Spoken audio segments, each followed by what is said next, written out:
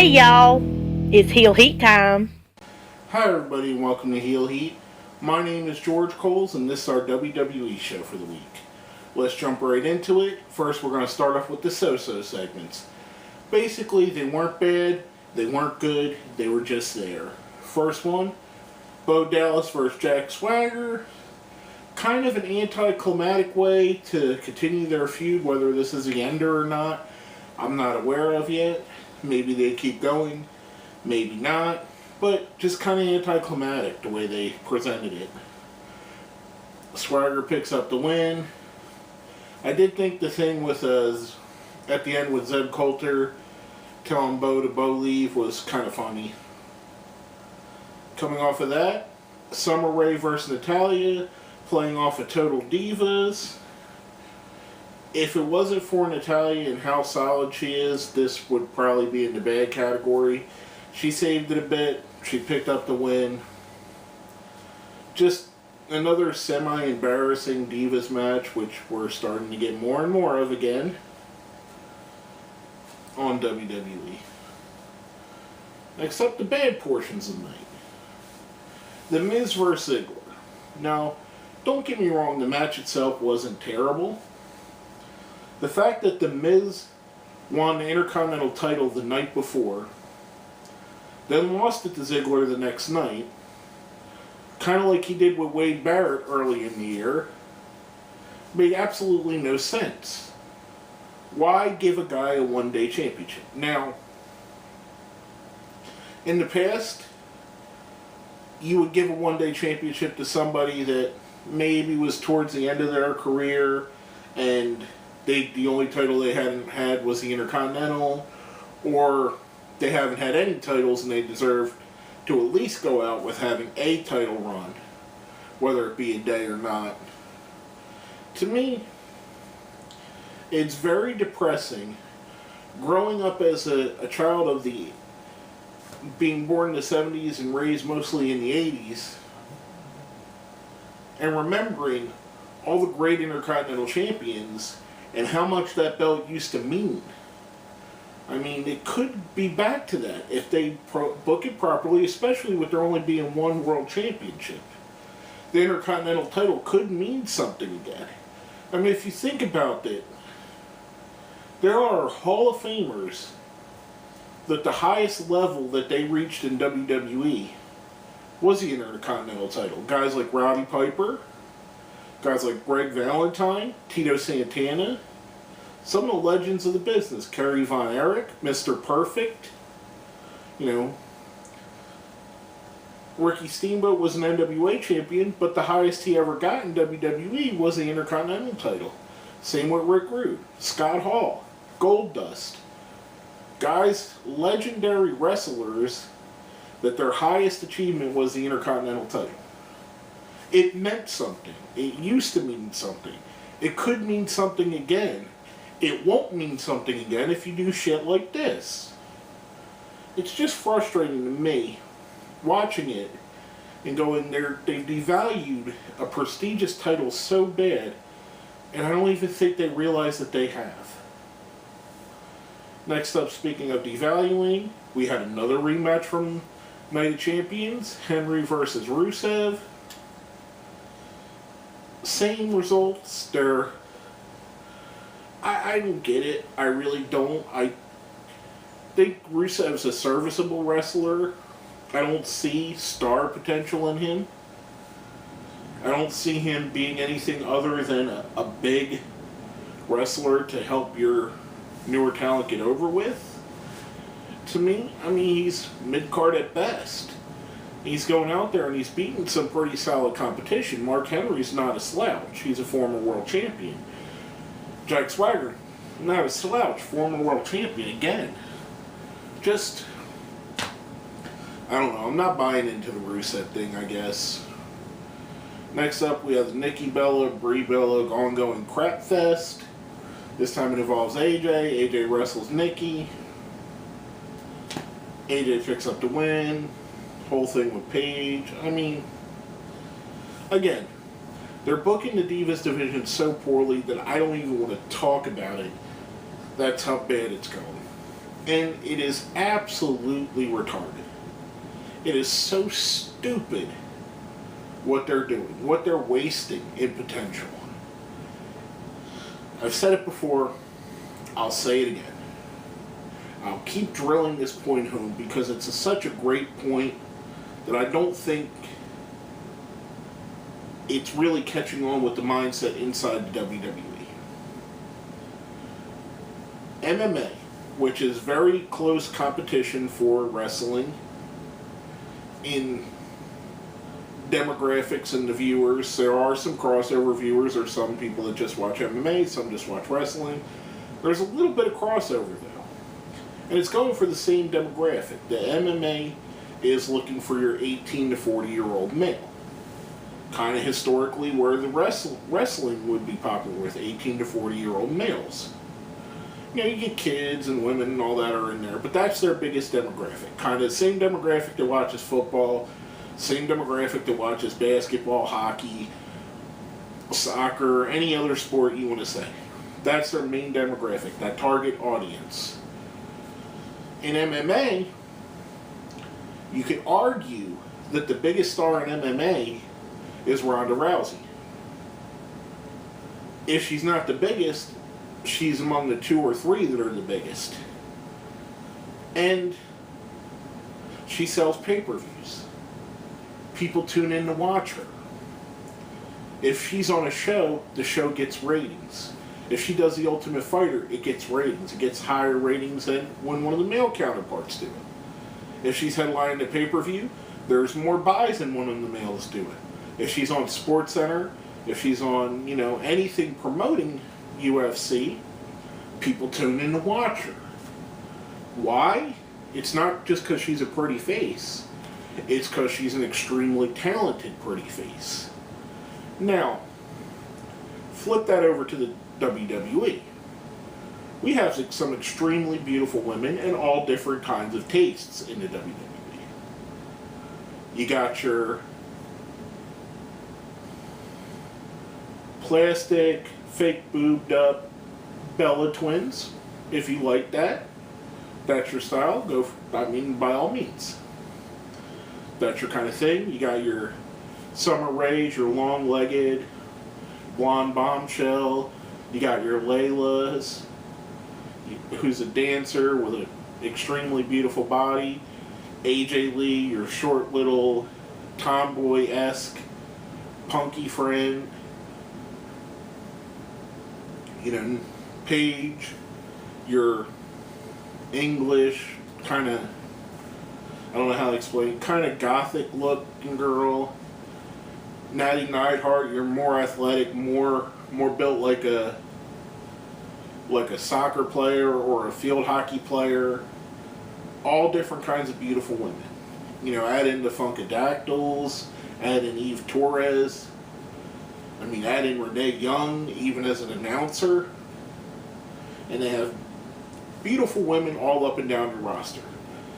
If you're attracted to women, there's someone on the WWE roster that you think is pretty. I guarantee it. If not, prove me wrong. Tell me in the comments. Say, George, you're wrong. I like women. I don't think any of the WWE divas are pretty. I think you'd be lying to yourself a bit when you said that, because they're all got something different and they all bring something different to the table. Now, among that group, there are several extremely gifted wrestlers. Now, Natalya, AJ Lee, Paige, great wrestlers. Cameron, is it Cameron or Naomi? I'm sorry, Naomi is coming up and she's getting better and better. Brie Bella is getting better and better. Storyline's horrible. Bracken's horrible. She's getting better though. Summer Rae getting better and better. Layla, very serviceable. Not quite as good as a Natalya, but still good. Good enough to carry a good match. The point I'm getting at is we're being fed garbage where we could be fed the WWE's version of Ronda Rousey.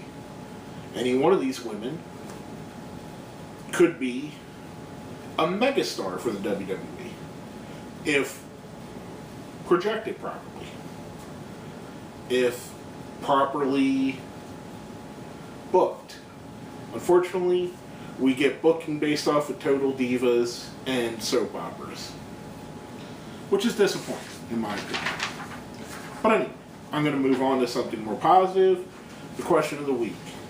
Now, our question of the week last week was, if you were to make a WWE movie starring any WWE star, what would you make and who would be your star? First up's from our friend Dizzlepup. I put the Wyatt family in a Deliverance type role. I also think Ziggler would go well in a fun action type movie. I could see Ziggler in a buddy cop movie. For some reason, I see Ziggler and Ron Simmons as a buddy cop movie. Just saying. I think it would be great, personally. Next is from our friend Steve Tatanani.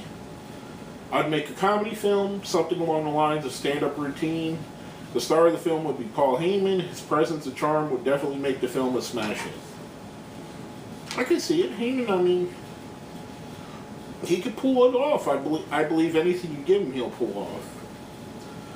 Last is our friend Joseph Hatcher. I would make a romantic comedy with Brie Bella and Daniel Bryan. Since they are married, they make a good comedy yet romantic film. Some good opinions there, some good ideas. I mean, kind of cool to see where different people come from. I'm going to throw this out there. This is for John, my cousin. I love you, cousin. This is for you. John came over and watched Night Champions with me. And we were talking about this. John watches my show. I very much appreciate that. He's a great cousin, a great friend. And jokingly, every time a diva would come on, I'd say, John, my idea for a movie is whatever diva came out, Renee Young, AJ Lee, Nikki Bella, Brie Bella, Summer Rae, Lana, in a porno movie co-starring me. Now that was a joke between just us. He didn't think I would put it on here, so I put it on there. That's just for you, John. In seriousness, though, I think you got some good potential leading actor roles. I think Ziggler could potentially play, like I said, a good buddy cop movie. I could see him kind of that smart-ass Mel Gibson kind of role for him. Probably something I would do.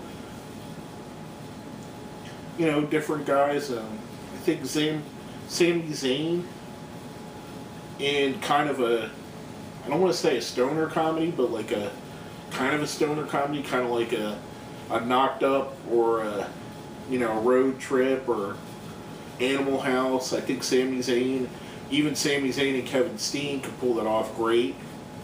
I think that would be a good thing that I would enjoy watching. But my pick would be Ziggler. I think a buddy cop film with Ziggler would be great. I think Ziggler has movie star qualities to him, more so than most people on the roster. A couple other ideas I think might be cool. Seth Rollins action movie, kind of Hong Kong action star style. I think that would be cool. I think he could pull it off. I think he's got the agility. Just a couple things that run through my head.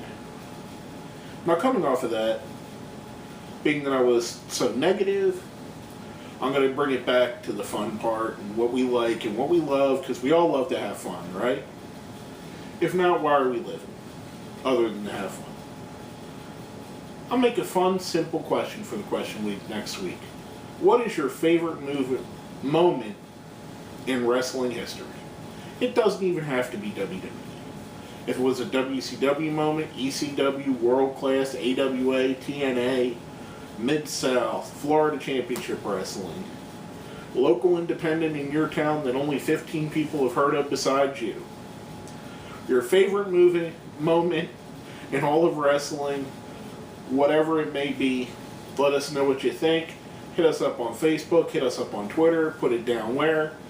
Down there in the comments. Now, moving on to the good portions of the night, the stuff I actually liked.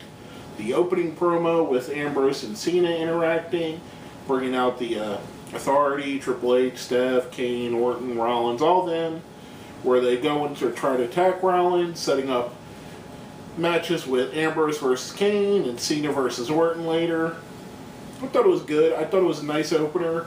I think putting Ambrose in there with Cena is going to help to get the Ambrose character up to the level where he's considered a main event type guy. I think it's going to do him wonders to be set in that same category. Which leads us into our first match of the night that I liked. Dean Ambrose versus Kane. Ends with Seth Rollins getting involved and there being a DQ. Which sets up Ambrose getting locked in a room. Which leads into stuff that we'll see later on. Next up, Slater Gator. Titus O'Neil and Heath Slater versus Adam Rose and the Bunny. Sue me, I think the Bunny's funny as crap. I know the rumors of who's under the Bunny suit, and if they are, they know how to get over well with wearing a mask and get the crowd to connect to them without seeing their face. If you follow what I'm saying, I'm trying to give you a hint at who it is or who it's rumored to be. But definitely interesting, definitely fun. Rose and the Bunny win. I don't know, to me, it's goofy, it's stupid, it's silly, it's everything I should hate about wrestling, but I like it. I sometimes it just happens like that. Last but not least, our main event of the night, John Cena versus Randy Orton, version 7,548. I really don't know how many times I've wrestled, but I gotta imagine it's in the hundreds, if not the thousands, including house shows, pay-per-views, all the way back to OVW. Cena picks up the win when Kane and Seth Rollins come out to help Orton. They set it up where it looks like they're going to go get to the cinder blocks. They pick up the box only to see Dean Ambrose. Ambrose and Cena fight off the Authority goons. We see the show end. Ambrose and Cena standing tall. Which again, I think is going to help out Dean Ambrose's career immensely.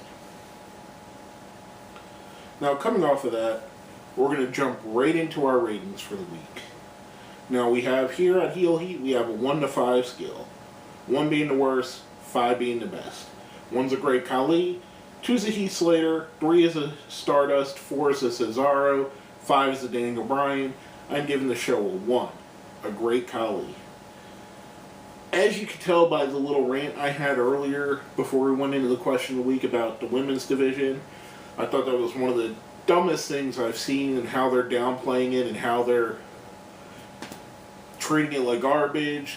Miz and Ziggler very much frustrated me, especially in a time that could be used to build the Intercontinental title to its former prominence. It's being used as a prop.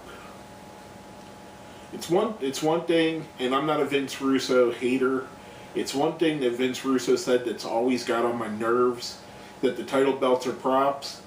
Yeah, they're props. Yeah, they're not real. Yeah, you didn't really earn them, you got booked to win them. But still, they should mean something. There should be a meaning. When somebody is a world champion, they should be a world champion because they're the best in the world. They're an Intercontinental champion, they should be a step below being the best in the world. Just my opinion. Some of the things that very much frustrated me about the show. Overall, an underwhelming show altogether, coming off of an underwhelming pay-per-view. Again, give it a 1, give it a Great Khali. Not impressed at all. Hopefully next week they come out with something much better. Basically, that's all I have to say about that. My name is George Coles, and this has been another episode of Heel Heat.